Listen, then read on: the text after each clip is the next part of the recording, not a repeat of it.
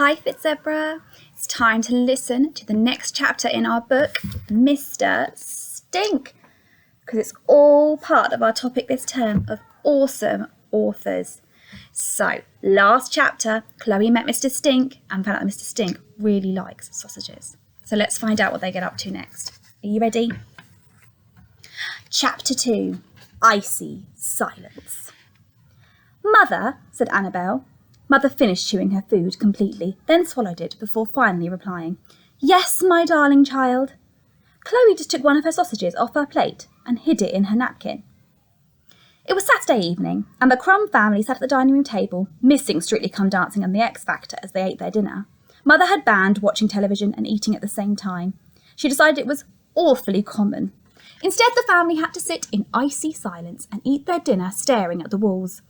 Or sometimes Mother would choose a subject for discussion, normally what she would do if she ran the country. That was her absolute favourite. Mother had given up running a beauty salon to stand for Parliament and had no doubt in her mind that one day she would be Prime Minister. Mother had named the white Persian family cat Elizabeth after the Queen. She was obsessed with being posh. There was a downstairs loo that was kept locked for very important guests, as if a member of the royal family was going to swing by for a waz. There was a china tea set in the cupboard that was for best and had never once been used. Mother even sprayed air freshener in the garden. Mother would never go out and not even answer the door unless immaculately groomed with her beloved pearls around her neck and her hair made stiff with enough hairspray to create its own hole in the ozone layer. She was so used to turning up her nose at everybody and everything, it was in danger of staying that way. Here's a picture of her.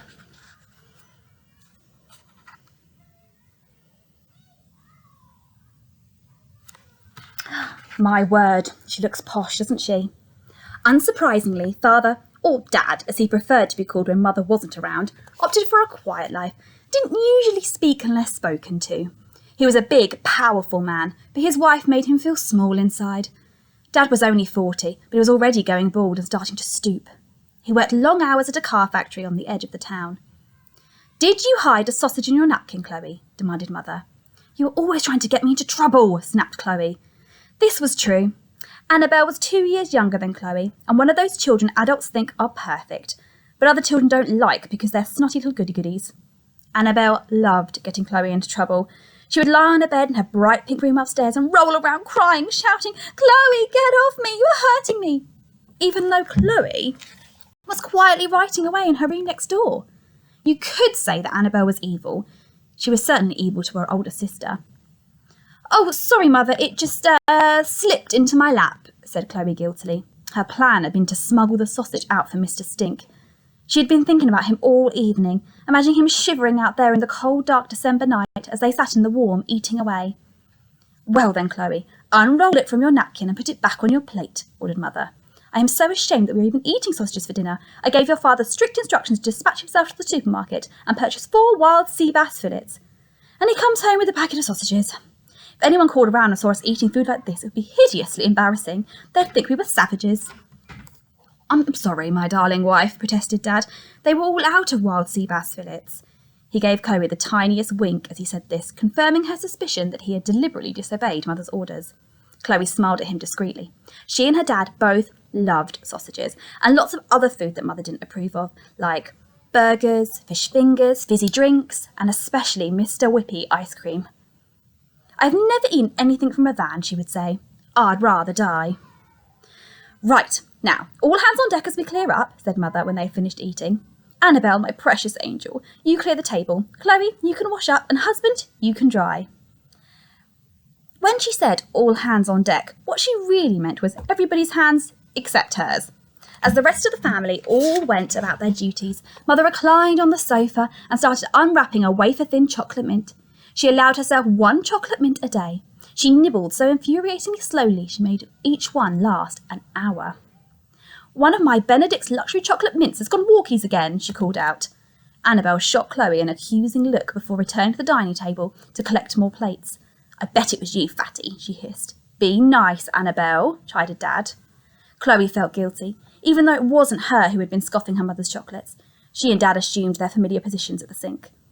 Chloe, why were you trying to hide one of your sausages? He asks. If you didn't like it, you could have just said. I wasn't trying to hide it, Dad. Then what were you doing with it? Suddenly, Annabel appeared with another stack of dirty plates and the pair fell silent. They waited a moment until she was gone. "Well, Dad, you know that tramp who always sits on the same bench every Mr. Stink?" "Yes. Well, I thought his dog looked hungry and I wanted to bring her a sausage or two." It was a lie, but not a big one. "Well, I suppose there isn't any harm in giving his poor dog a bit of food," said Dad. "Just this once, though, you understand. But just this once, Chloe, or Mr. Stink will expect you to feed his dog every day. Now, I hid another packet of sausages behind the creme fraiche, whatever that is. I'll cook them up for you before your mother gets up tomorrow, and then you can give them—" "What are you two conspiring about?" demanded Mother from the sitting room. "Oh, we were just debating which of the Queen's 4 children we most admire," said Dad. "I'm putting forward Anne for her equestrian skills, and Chloe is making a strong case for Prince Charles and his unrivalled range of organic biscuits." "Very good. Carry on," boomed the voice from next door. Dad smiled at Chloe cheekily. That's the end of chapter 2.